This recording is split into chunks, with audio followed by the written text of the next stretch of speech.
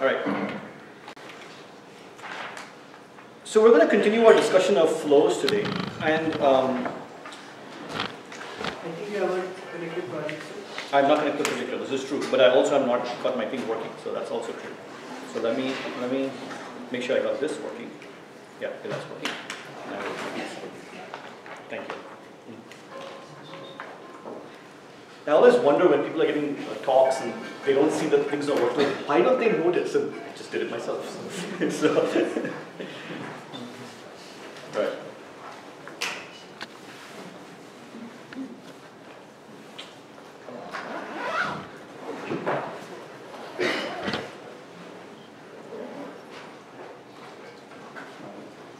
Why is it not?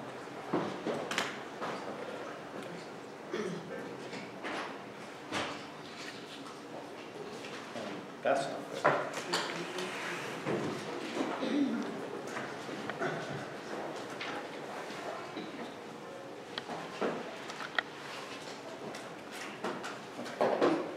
Oh, we should do the light.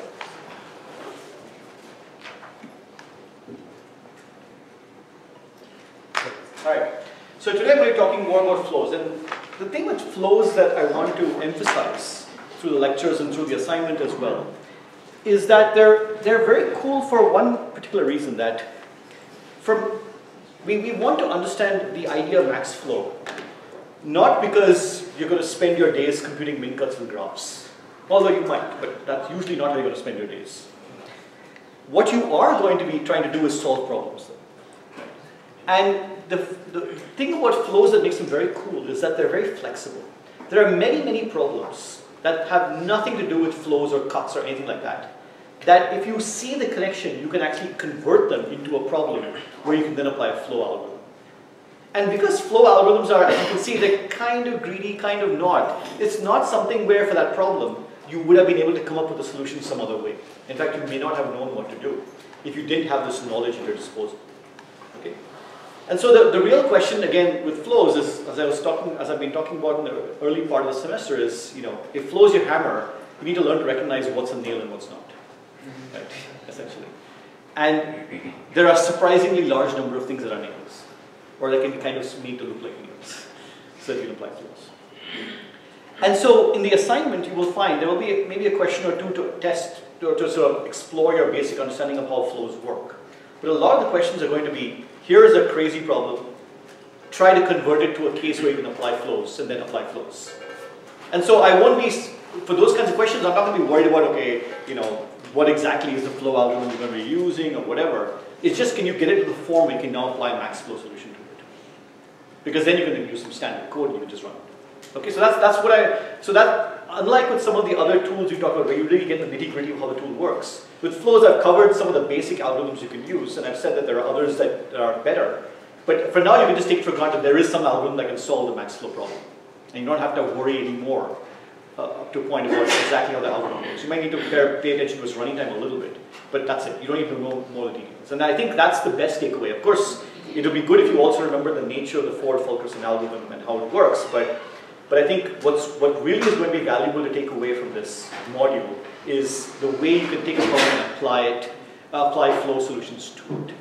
And to that end, that's what we're going to be talking about today. We're going to be talking about applications of flows, how to take a problem and make it look like a flow problem. And in the next lecture, we'll talk about extensions, where the basic flow formulation doesn't quite fit, but you can change the basic flow formulation. It's very, very flexible. And there's a good reason for this, which we'll also get into. Okay. So that's the topic for today. So that's going back to sort of Craig's question about sort of example, right? That's what I'm hoping to do. So give more examples of how you map something into a flow formulation. Hopefully that'll help you with the homeworks and understanding this concept as well.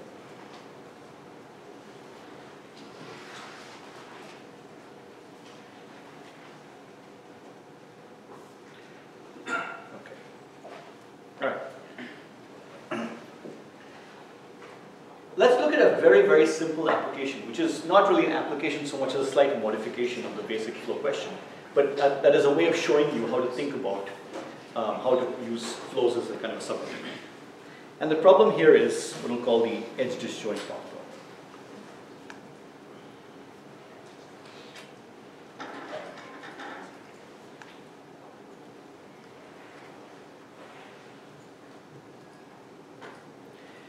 So a pair of paths is said to be edge disjoint. Okay, so suppose I have two vertices. Well, let's say I have 4 vertices. Okay. And I want a path from A to 2 and from D to 1. Okay. These two paths that I'm going to use in this, there's some graph underlying all this. And there's some path. So this is some path that goes like this, this goes down, and it comes like that. And let's say there's a path from B that does something else, goes here. These two paths I'll call edge disjoint. Why? Because they don't share the edges. They share a vertex, but they don't share edges. So these two paths are edge disjoint. Okay. You can think of edge disjoint paths as sort of using resources independently. Right? So you have, some kind of resource. Maybe your path is actually, your edge is some kind of roadway, and you want to figure out, you want to look at the total load. And so you say, okay, I want to find a bunch of edge disjoint paths and sum up the loads along these things, which I can do because they're edge disjoint. I'm not overcomplicating. Or you want to find how much sort of true connectivity there is if you have these distinct paths, whether they don't interfere with each other, and you want to know, how much you can push through. And so suppose I give you a graph and I say, I want to figure out how many edge disjoint paths are from source to sink. Right. So I give you a graph. And I have again a source and a sink. And I say, find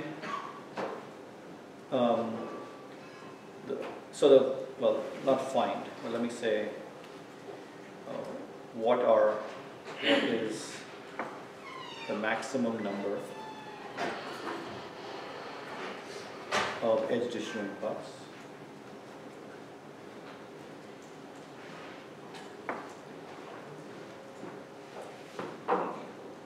from S to T. Okay. What I'd like to do is use the idea of MaxFlows to solve this problem. Right? So let's say my graph is directed. It has, it just has a bunch of edges and sources. How might I apply the ideas from flows to solve this problem?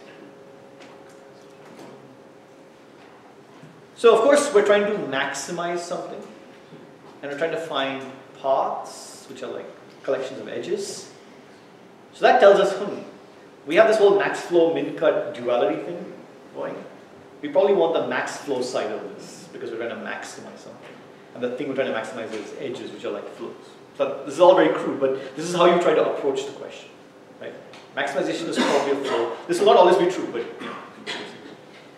So suppose I want to apply MaxFlows to solve this problem. What I would like to do is convert this graph, do something to this graph, so that by applying a flow algorithm to it and looking at the answer, I'm able to get an answer to this problem. In effect, I want a reduction from this problem to some kind of flow problem.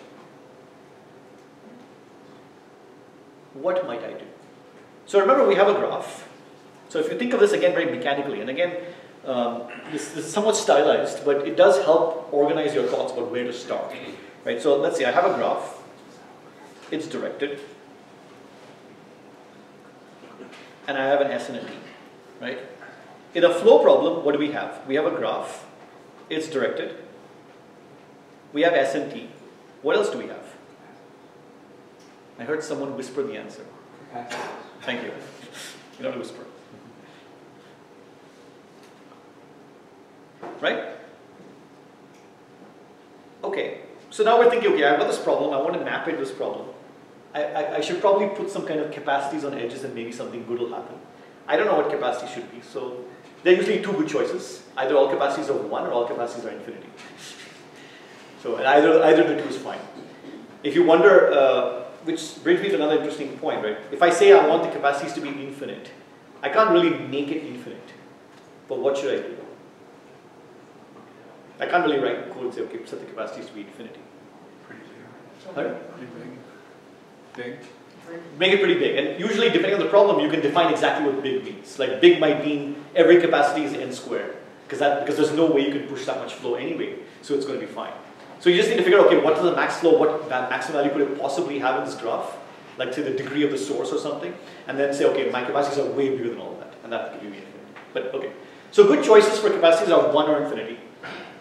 We don't know yet what will be the right choice here, but we want to get some kind of capacities to put on so we can think. So let's say we've done that. We don't know yet what to do, but we put some capacities. What might you think we'd be able to do to convert from this edge disjoint paths problem to a flow problem? What do you think we should think about? How do we connect these two things together?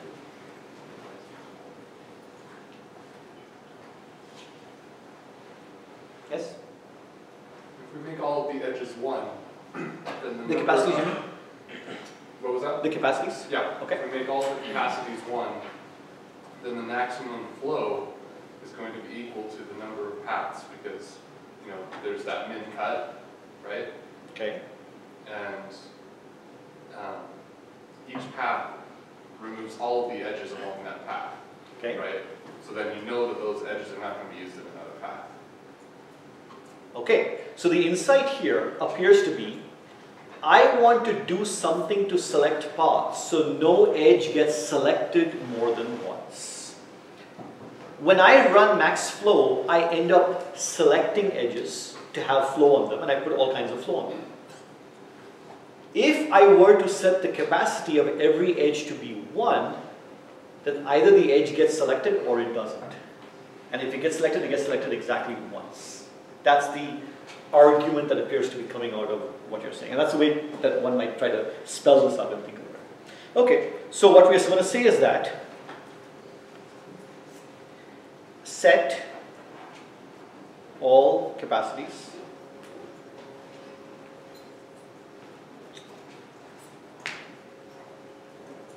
to 1, run MaxFlow.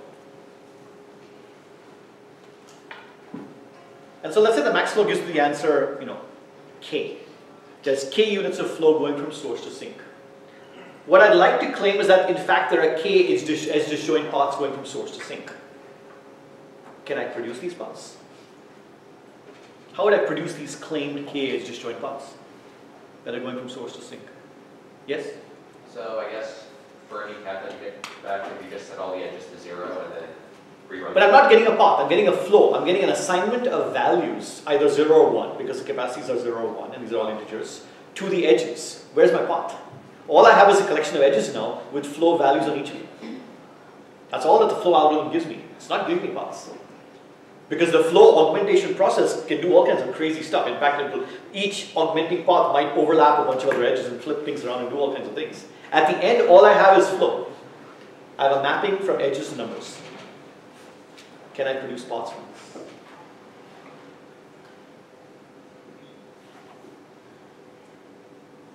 Anyone accept this?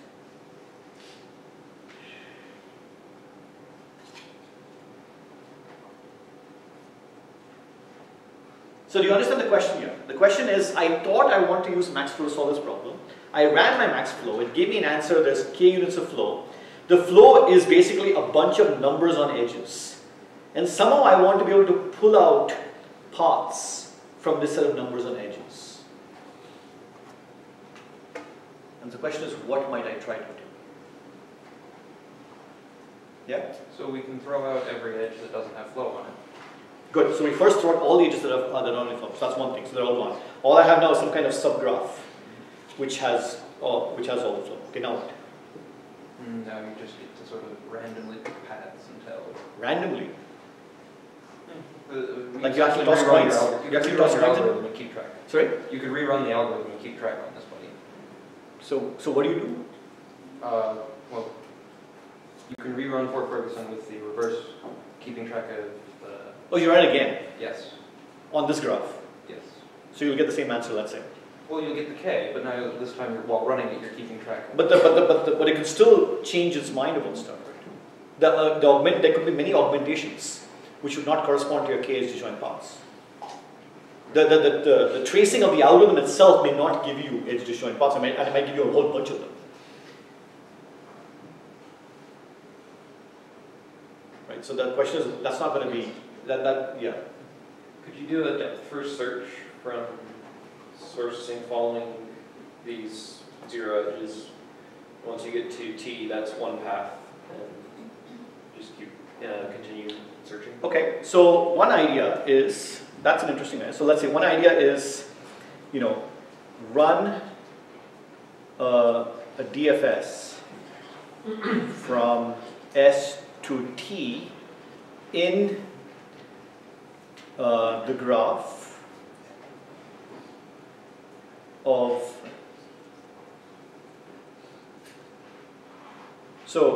remove the edges that don't have any flow.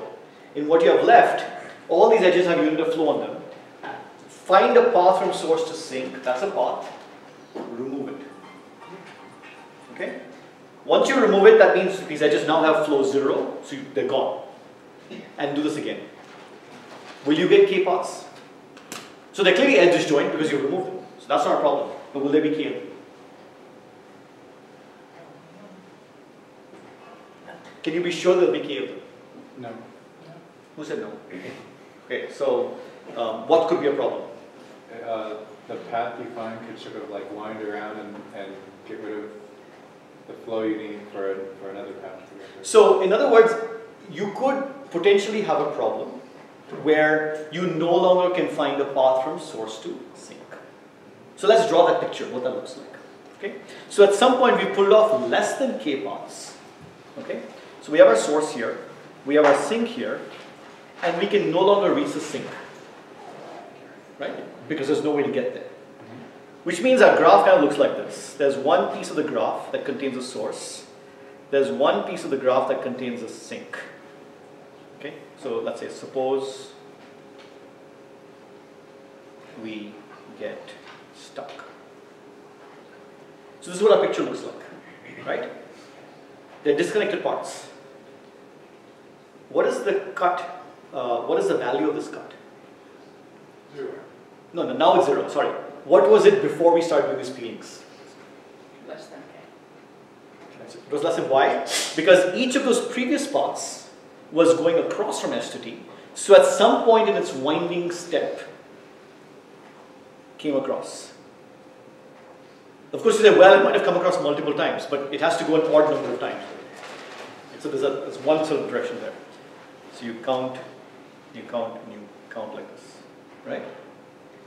But how many, you just said there were fewer than k paths. Because you got stuck early, you couldn't get anything more. So what's the value of this cut? It's less than k. So could our MaxFlow have been k?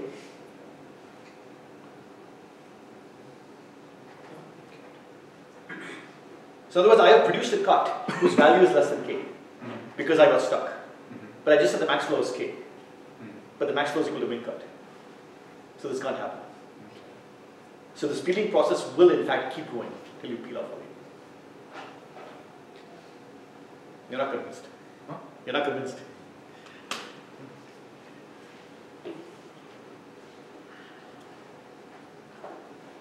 Yes? And did we prove we have k paths?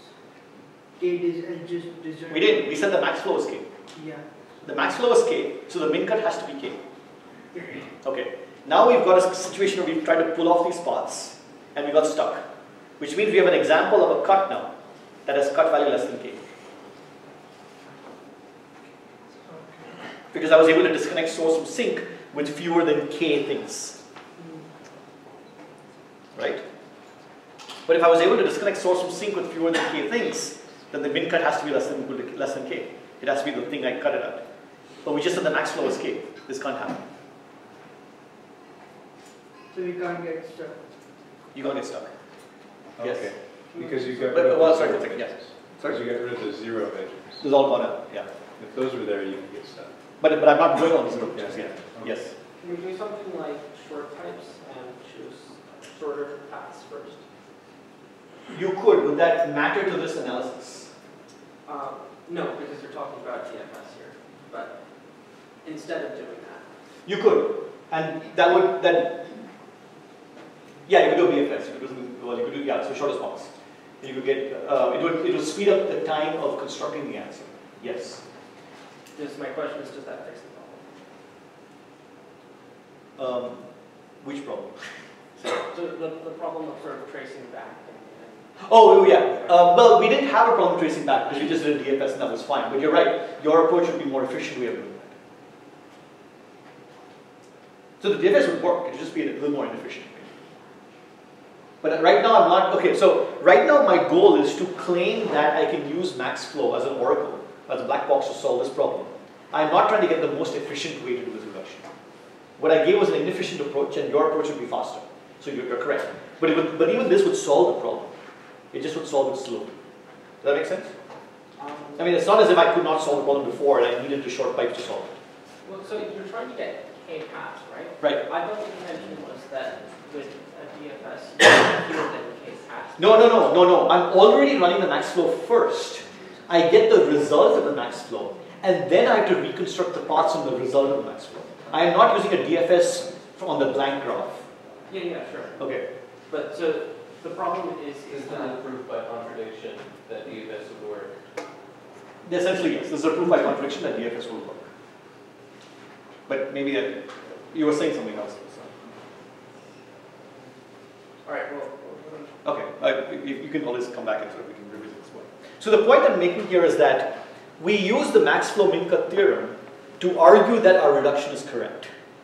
Because we argue that we won't get stuck in this process, we'll always be able to peel off these paths. Essentially, like you have the flow, and you're like, it's like spinning, shoo, you peel off one path, you peel off another path, you peel off another path. And the claim here is that you will always be able to keep doing this because of the MaxFlow min-cut theorem.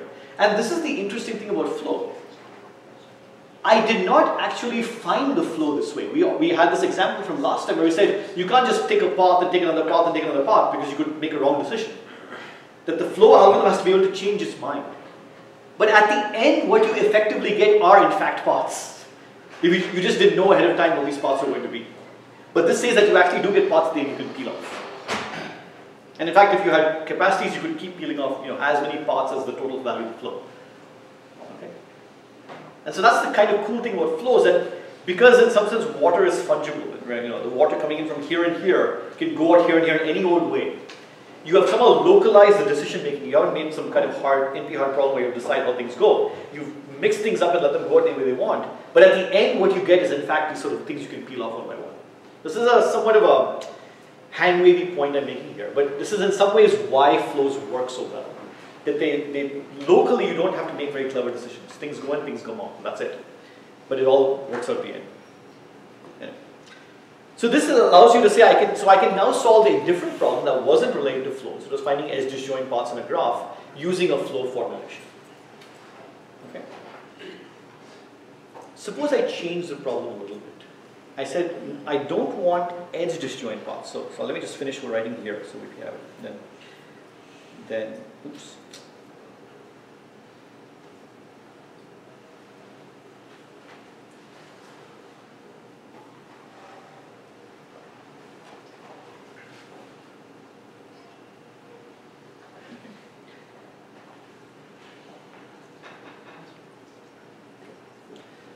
Suppose instead of edge disjoint paths, I want to find vertex disjoint paths.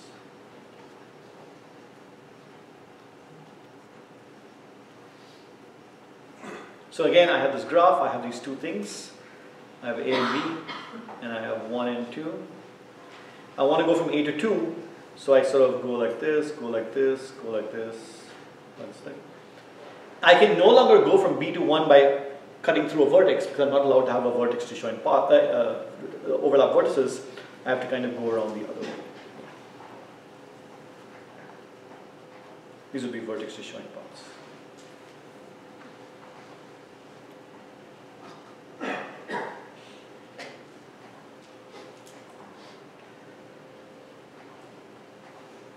Okay. Does our previous solution using flows help us here?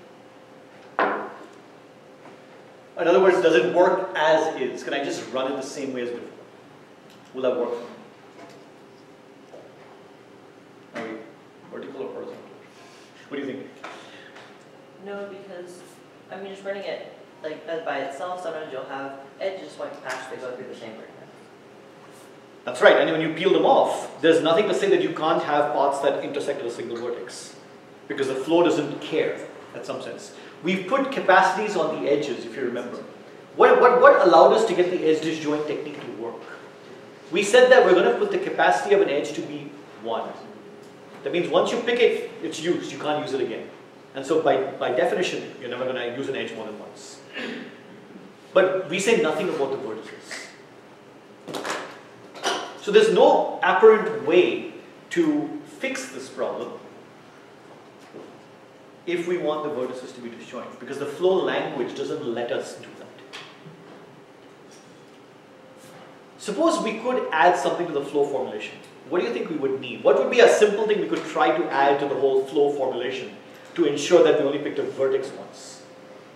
What's the analogy of the edge thing, a trick that we did that we could do for vertices? Yeah? Two vertices connected one by one edge, so duplicate vertices connected by one edge. What does that do? So that like only one unit can flow through the vertex. So you want to find a way to, within the flow formulation, capture the idea that you don't want too much flow going through a vertex. Is that what you're saying? In other words, we want to have an idea of a vertex capacity instead of an edge capacity. So the question is, can we, in addition to all the edge capacity constraints, can we put in a vertex capacity constraint and see what happens? So in particular, what is a vertex capacity? So define some cost function, let's call it, I don't want to call it C, let's call it PC, which goes from the vertex set again to R, or to, well, let's just say to Z for now. Right. And we'll call this a vertex capacity. And the constraint we want on our flow, so we come up with, so we have a vertex capacity, we do some flow, and the constraint is, so we already know the flow going into a vertex has to be equal to the flow going out of a vertex. So we can use either of these two as the number we want to look at. And then what we want to say is that the sum for any vertex V, if you look at all the edges going into V, the sum of the flow going into V should be less than or equal to the vertex capacity of. Okay? So this is a new constraint that we are now adding to the flow problem. That we're saying in addition to everything else, we also have this constraint. And one way to see why this constraint is interesting is to say, think of this way. Think of your vertices as warehouses. So your Amazon, you're routing stuff everywhere. Your warehouse stores, traffic coming along an edge for a day, and then it sends it off to someone else. Or if you want your network router, it has some local queue, and it's storing the packets coming in along the local queue before it sends it out. If you've done any networking, you know that queue overflow is a problem. If you get too many packets coming into a node, and its queue is too small, you'll drop packets. So you have a capacity constraint that says that I don't want too many packets coming into my node or coming into my warehouse at any given time. This is what this constraint is basically saying. Because it's trying to hold that information somewhere and then send it out. Okay? So it's all very well to throw in a constraint. The question is, what about all these, Ford Fulkerson, Ford Mustang, Ford Bronco, whatever, Ford algorithms we looked at last time? It was a very bad joke. And when people watch this on video, they're going to wonder what I'm talking about. But anyway. These algorithms we saw last time for solving MaxFlow did not have this constraint in them. They disregarded the amount of flow going through a vertex. You might push 1,000 units through a vertex and then change your mind later and have 500. That's not going to work here. So we can no longer run our flow algorithms. We're going to start from scratch all over again. Unless we can reduce this constraint to a constraint that we already know how to express, namely edge constraints. Can we do that here? Can we rewrite our vertex capacity constraint as an edge capacity constraint? And I think Pavel had already sort of given us essentially the idea for how to do this. So do you want to now tell your idea again? You just get vertex, make a copy like in the min cut, but now you just add it instead of contracting to. So the idea is that suppose I have a vertex. So let me say, okay, so how do we, let me just go to the next page. Say,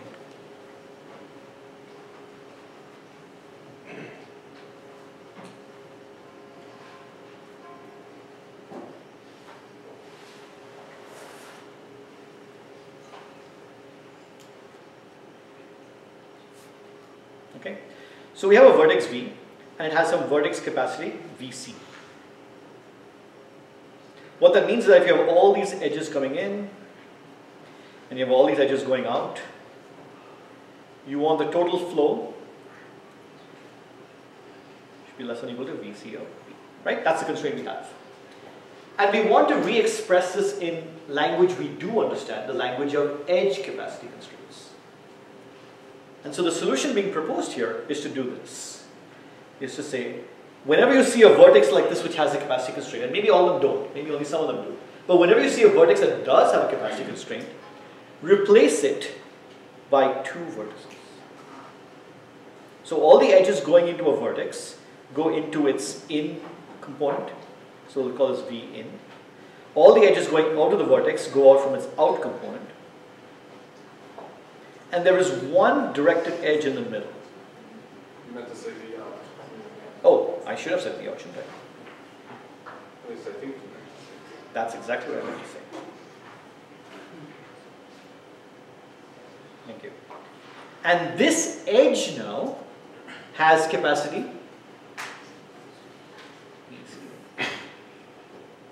Now I have removed my vertex capacity from this vertex. I only have edge capacities.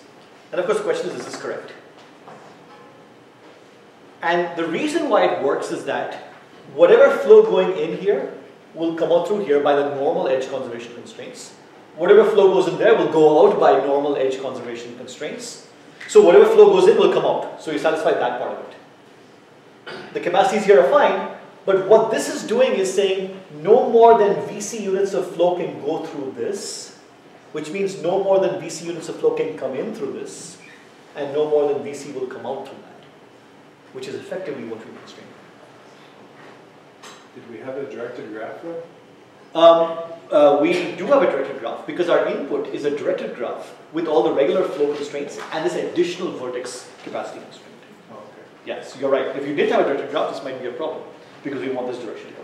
But we start off with a normal, directed graph with ST and all this stuff. We just added this extra vertex capacity constraint. Okay. So it actually works fine with undirected graphs too. You just consider it as one edge going this way and one edge going that way. And then when you split it apart, one will come around this, one will come around like that. Does that make sense? Yes, and that is in fact a generic technique to convert an undirected graph to a directed graph to apply flows to it. You give it both directions. I don't want to get into why it works here, but yeah, you can do that in general. Okay. So now, hopefully, you can convince yourself that, and again, tell me if this is not obvious, but that this a valid max flow in this graph with no vertex constraints will directly map to a valid flow in that graph with vertex constraints. In other words, I just read off the flow of all the edges here. I write that flow value back up there. I just ignore the flow on this. It doesn't matter. So if I get a valid flow solution for this graph, I can get a valid flow solution for that graph with the vertex capacity constraints added. Okay? Yes? So this VC of V is total inbound flow on that vertex? Well, we're saying the vertex capacity constraint says the total inbound flow to this vertex should not exceed VC of V. Yes, so we'll assign that to every edge coming out of V? No, it's a new edge. It's a brand new edge. Oh. Because I've taken that single vertex and split it into two. So I've created a brand new edge that only is there for this particular, that doesn't connect to anything else. Yeah. So for every time I have a vertex, I have to do this. So for every vertex, I add this one extra edge. So I double the number of vertices and I add as many new edges as there are number of vertices in the graph and so on. So the graph gets a bit bigger, not too much bigger, right? It's still, the size of the graph is still, within asymptotic factors the same as the original size. Because you only double the number of vertices and you only add number of edges equal to n, but you can now have this problem. And now we can solve the vertex disjoint paths problem. Because what do we say? We say, okay, we will reduce the vertex disjoint paths problem to a flow problem where vertices have capacity 1. And when someone says, well, we can't do that, I said, oh, and then the second step is we now have to convert a flow problem with vertex capacities into one without vertex capacities. So the way to solve a vertex disjoint paths problem is, so if you want vertex disjoint paths, you convert it to flow plus vertex capacities, which converts to flow with no vertex capacities.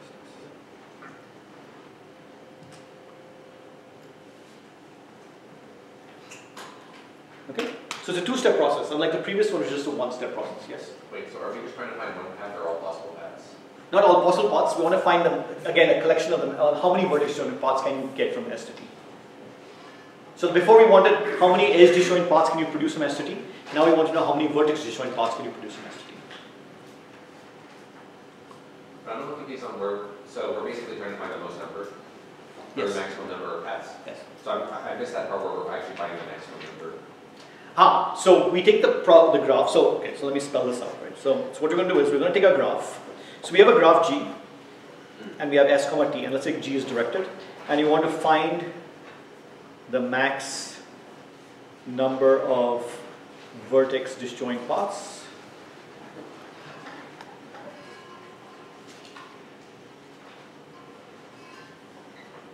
From S to T. Okay? So step one is assign capacity 1 to each edge as before and each vertex. Okay? And then run MaxFlow.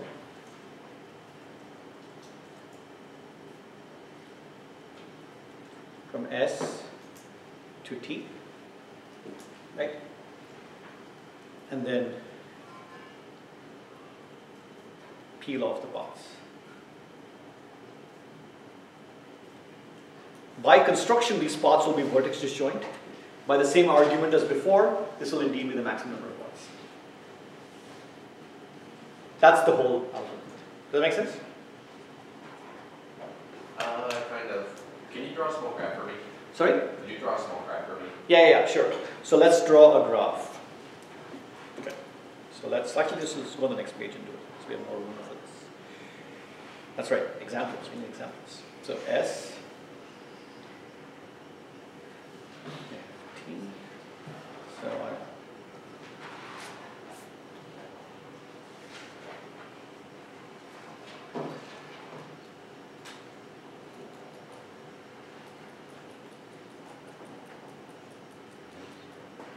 I'm deliberately to make this a little bit easier to sort of see what's going to happen.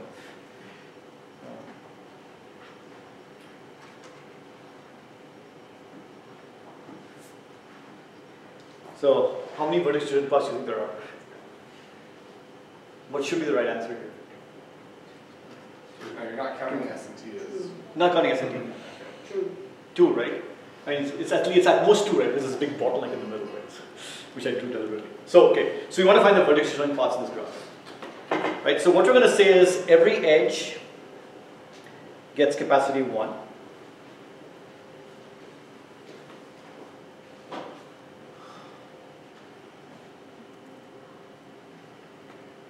Okay? And every vertex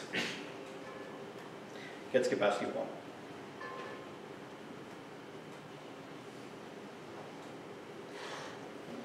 Okay?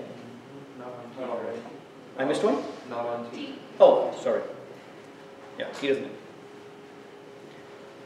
Okay? And now let's run forward focus. So we can just run it right now. We can just mentally keep track of the vertex capacity constraint because we know how to do that. So if you run forward focus, and maybe I should label these guys. So let's say there's A up here, there's B, C, there's D, E, F, G. Okay, so let's run forward focus on this graph. Right now we have nothing in the graph, so you just run it, find any path. Find a path from S to T. Yeah? Do you need the constraints on edges? I already put that in. Capacity constraints on the edges. Or is it necessary? Is it necessary? In this case, it may not be. You might be able to do without it. I just put it in anyway. What's a few extra constraints between friends? But you're right, you may not technically need the edge constraints in this case because the vertex constraints are going to control what goes in, what comes out.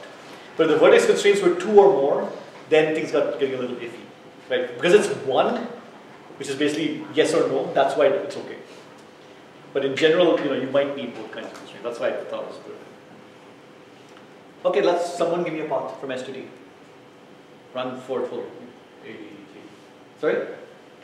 Who said that? ADF. SADF. Good. So the first part is SADFT. This of course has to have 1 unit of flow, we know that. And that essentially removes this part. So this goes away, this goes away, this goes away, this goes away. I'm not going to mark it there, so you can. So what's next? We now have. So what's the next part? Anyone? SCEGT.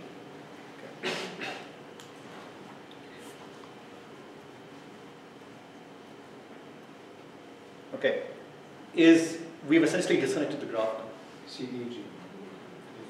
Oh, am I really doing wrong? CEG. Oh, CEG. Sorry.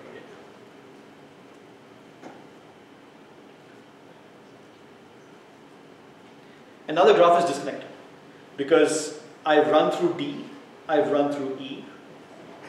I can no longer push any flow through them. If you think of the back edges from D out to D in, and there's a back edge from E out to E in. So if you zoom in on what's happening here, in the DE case, let's zoom in here. We now have D in, D out, E in, E out. We pushed 1 unit of flow through D, so now you have only the back edge going from D out back to D in the residual graph. We pushed one flow through E, so we have a back edge going that way. And that's basically preventing any path from going from S to D. So we've stopped. Now we have 2 paths. We look at the flow and the residue and what we get now. We pretend that we didn't know this flow, but just give us the answer.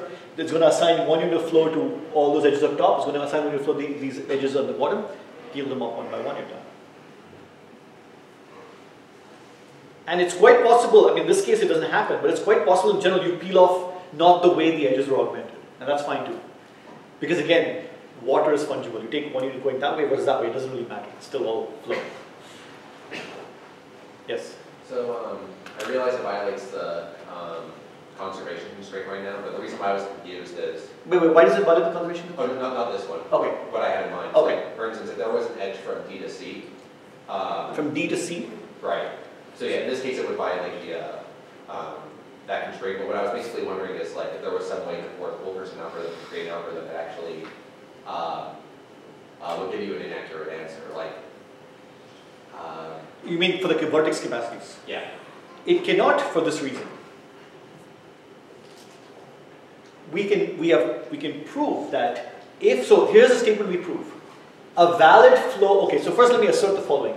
If there is a valid flow in the vertex capacity setting, you can get the same flow in this setting. Do you all see why? Because whatever flow value I have up there, I write down here. To figure out what the flow needs to be on this, I just add up the value here and put it in there. Because the same flow coming in was coming out, all this is satisfied. So that's one direction. So a valid flow for the case when you do have vertex capacities gives you a valid flow of the same value when you don't have vertex capacities. What about the other way? Suppose I have a valid flow in this setting here. Can I construct a valid flow of the same value up there? Yes. Because I take the exact flow values I put on all the edges, put them up there, ignore this value. What I get up there has to be valid because this equals that. So I have conservation constraints, and I've got the capacity constraint because I'm not allowing more than this much flow through this. So yes, so Ford Fulkerson will have to give you the correct answer for the vertex capacities. So I think because you're running it on this graph, not that graph. Yeah, and I think my confusion was, are we assuming that the input graph, the conservation constraint, so if we're going to just simply assign every edge with a capacity of 1, then are we just assuming that every node has an equal number of edges coming in and out? No, because the constraints are not on the capacities, the constraints are on the flow. Okay. You want to conserve the flow, not the capacities. Right. I could have 1,000 capacity coming in and 1 capacity going out. I don't care. The flow has to be conserved. Okay. That's why I don't have to be consistent about any assignment of values. Right? Capacities are completely arbitrary. That's part of the input. It's the flow that has to be well behaved. Right? I mean, the pipe sizes can mismatch, but the amount of water has to be the same. Right. Okay. Good. Yes. So it will give us maximum 2 vertex disjoint paths. In this particular graph, yeah. Yeah. We might get only 1 also. there's a case in which we'll get only one. Will you? Yeah. So Okay, if tell we me how. choose first part to be SADGT. Okay, so let me actually just copy this guy. We'll do it on the next page. Okay. Go away.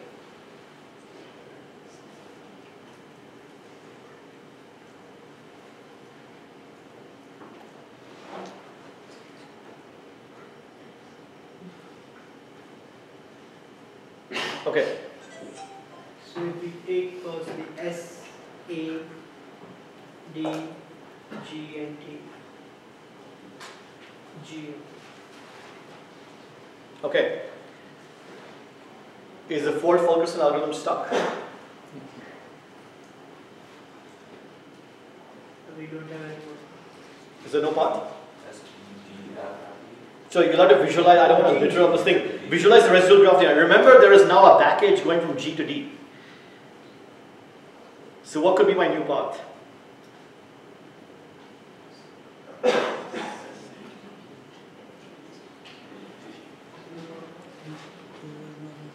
So here's a path I could run now.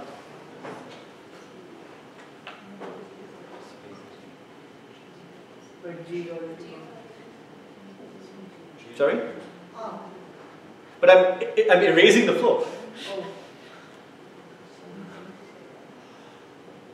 I mean, we can keep going infinitely then. No, you can't. Now I'm done. Is that a valid path? Okay, so good. Let's figure this out. So let's draw this, right? So once we do the first path,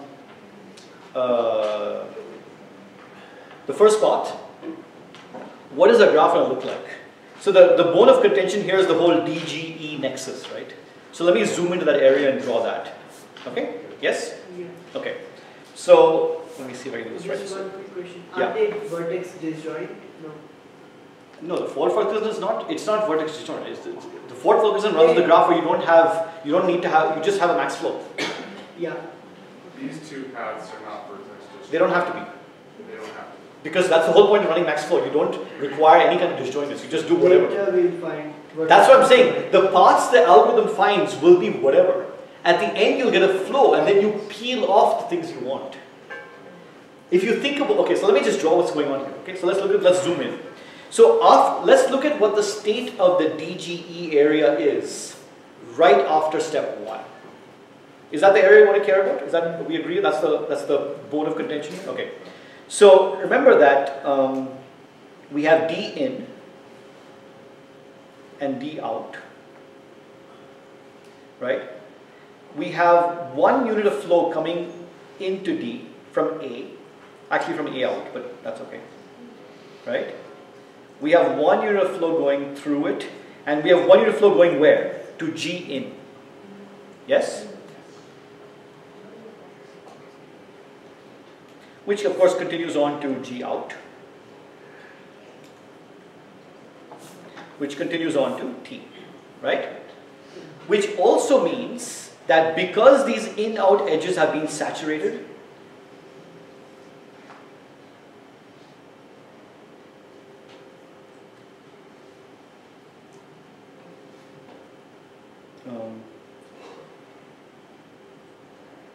okay?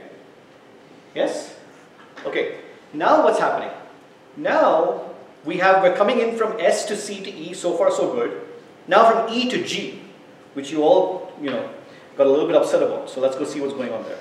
No, rightly so, because it's like what's going on here. So let's write E in as E out. Wait, we had one unit of flow coming in. It goes through. Now E out is supposed to go to G in, right? Okay, so it goes in there. And then it goes along the back edge, along this red edge to D out. Okay, so let me actually do this in blue. So it goes along this way. So it comes in here, comes in here, comes in here, and then what does it do? From D out, it goes to F. And then back to T.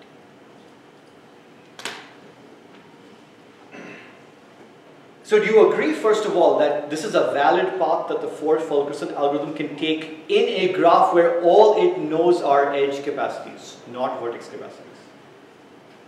Because that's what we've done, right? We've removed the vertex capacities by doing the reduction.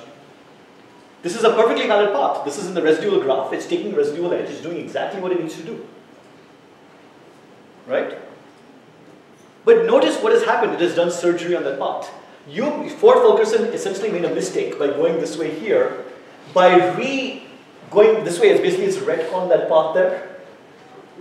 Sorry, bad geek lingo. So it's a reverse, it sort of changed its mind about the path that it had before.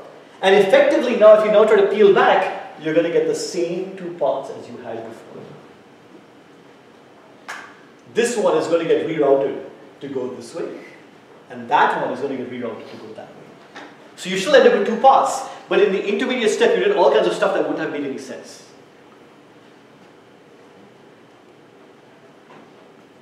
That make sense? Questions? But again, the Ford-Fulkerson algorithm is running on a graph where it does not know about vertex capacities, and that's the whole point. You want to do the reduction on the input so the algorithm can just run as a black box and not have to worry about what. And then you later on retrofit your answer to make it work, which you've already argued we can do.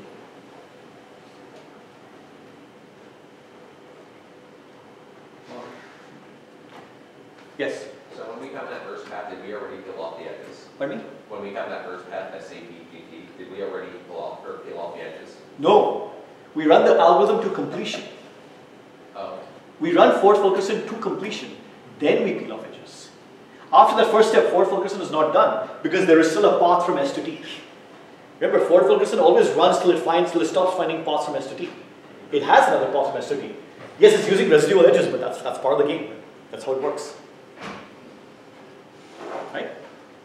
So no, we do the whole thing, then we say, okay, Ford-Fulkerson says, here is your flow. I want you to flow on this level, and here's the flow. Then you peel off.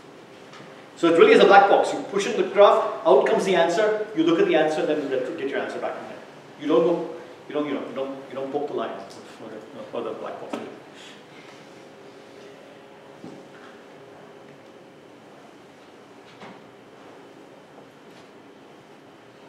Any other questions? So this gives you a way to do edge disjoint paths and vertex disjoint paths, in both cases by reducing to a normal MaxFlow instance, in this case with a bit of extra work.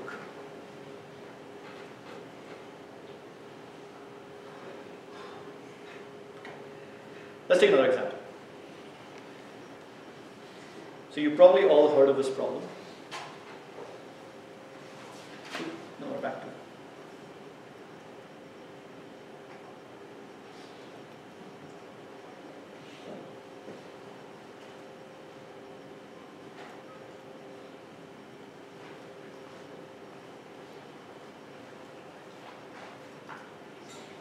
Okay. You're given a bipartite graph, which means you have vertices on one side, which are not connected to each other, and you have vertices on the other side, that are not connected to each other. But you have connections across.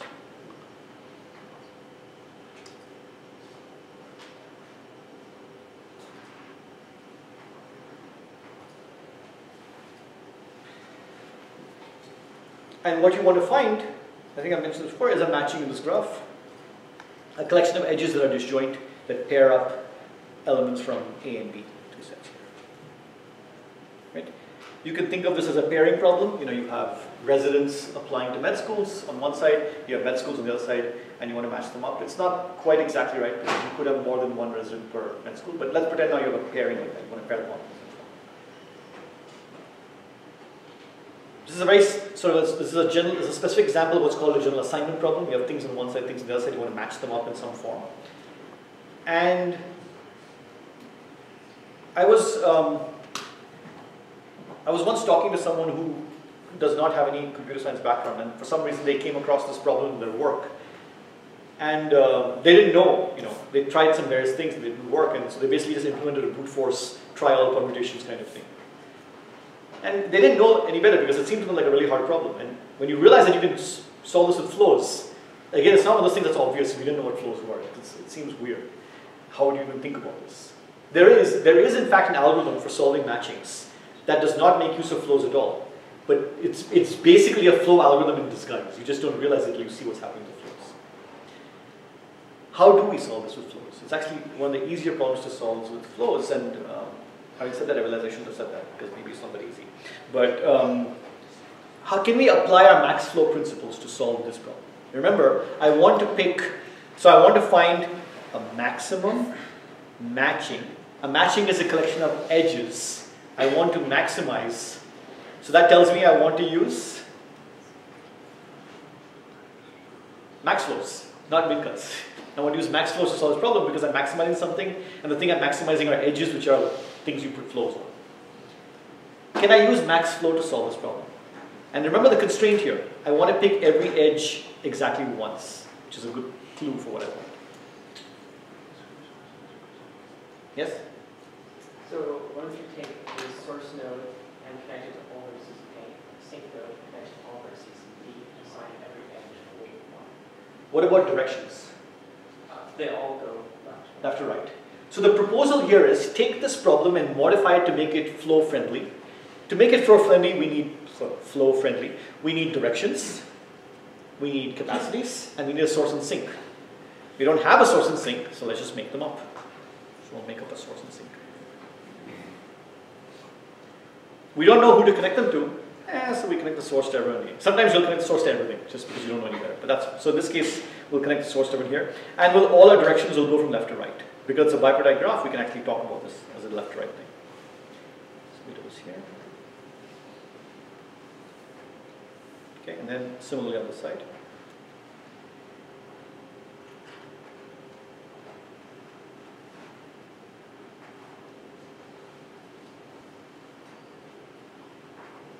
Okay. And then we put all directions.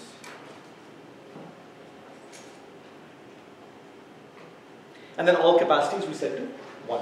Why do you set them to 1? So I set them to 1 because if you look at, for example, the middle vertex in A, Yeah. you can only pick one edge that goes out of this vertex. Right. So that means that you have one unit of flow that you can choose to go one way or another. So could I put a vertex capacity of 1? You could, and that might be one way to think about this problem as well. There's no single answer, but now that we have vertex capacity at our disposal, it's another tool we could use if we wanted. But let's pretend we don't. So what about the capacity of these edges? On the left side, what should we do with the capacity of these edges? What do you think we should put as that? Again, remember we're trying to use this to pick edges out. Right? So each of this is a signal saying, let me pick an edge. We don't want to pick too many times. There's no point, really. If we're going to put ones here, you might as well just put ones there as well. So we'll put ones everywhere. And again, this may not work the first time. We try it out and we'll see what happens, right? So we'll put ones everywhere here. Put ones everywhere here. And then we put ones here. Right? Okay, now we have the makings of a flow instance in the sense that we have a directed graph with source and sink and capacities and edges. We can run MaxFlow on this graph. We'll get flow. Right? Suppose we get a MaxFlow of value k. Now remember the first problem we saw today. What did we see? We saw the edge disjoint paths problem, right? So what does that mean then? If we have a flow value of k, what can we say now in this graph? What can we now pull off?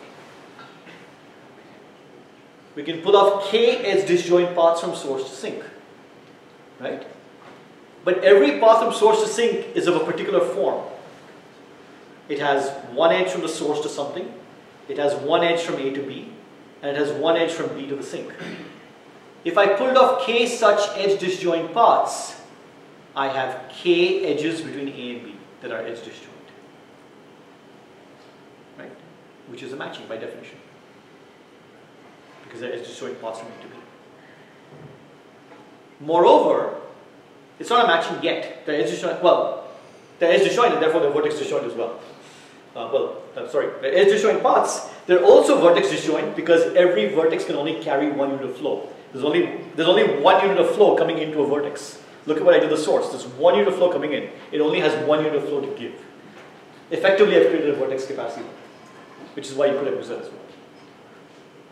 And so all these disjoint edges that I picked from A to B as part of my peeling process do not intersect at a single vertex.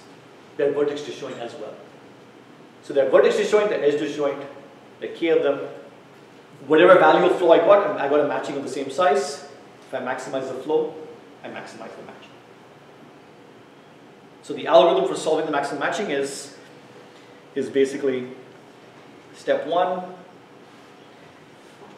add source and sink, connect source to all vertices in A,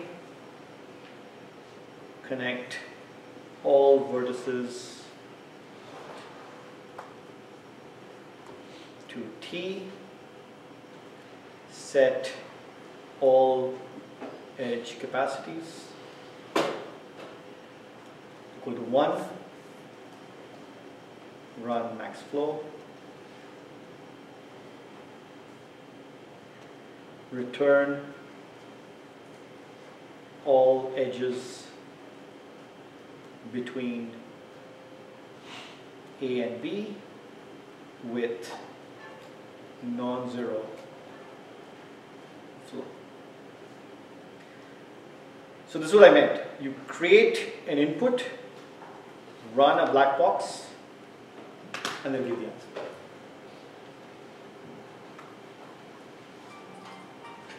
What we just argued now is that this algorithm is correct.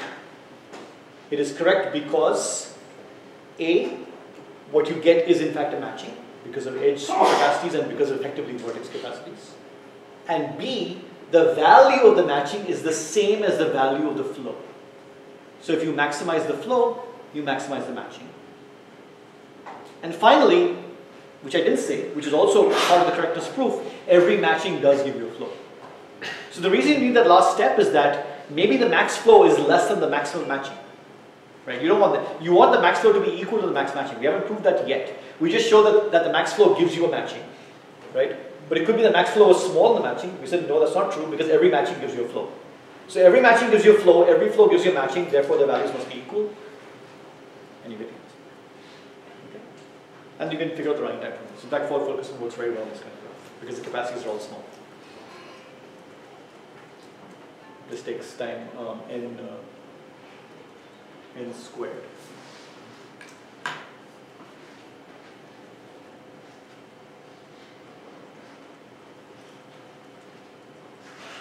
Any questions?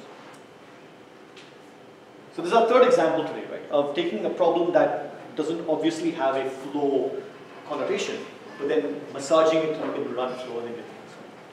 And in each case, you have to do the reduction.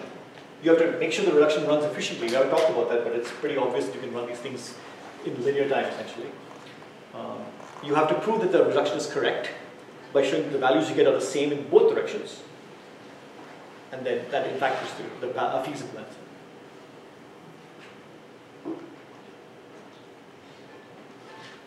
So historically, the first algorithm that was called a polynomial time algorithm, the whole idea of polynomial time computation as being something interesting was due to an algorithm by Jeff Edmonds for matchings. Which is matchings in bipartite graphs and also matchings in general graphs, which is a bit more complicated. It doesn't quite work the same way. And it came from a certain insight about linear programming, which we'll talk about later. But it can be, if you look at the algorithm for maximum matching in bipartite graphs, you look at the language of how the algorithm works. Essentially, it's running forward focusing, but without actually calling it that. It has this notation what we call alternating paths. No, it's just, it basically boils into computing alternating paths. So that insight helps you realize what's really going on. You could work very hard and come up with your own algorithm for it, and that's what we did. But you don't have to, because of this.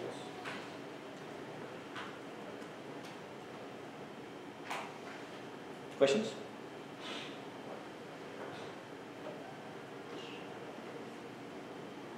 So all of this is in the, I didn't link the notes and I should have, but it's all there in the notes and I will put it up there so you can take a look. This is the applications of flows from the Ericsson notes. And these examples are all covered there. And next time after fall break, I will talk about other applications you can look at, which allow you to extend this evening. But if you have no more questions, then I guess that's it for now. Have a good fall break. Think about how we can come back.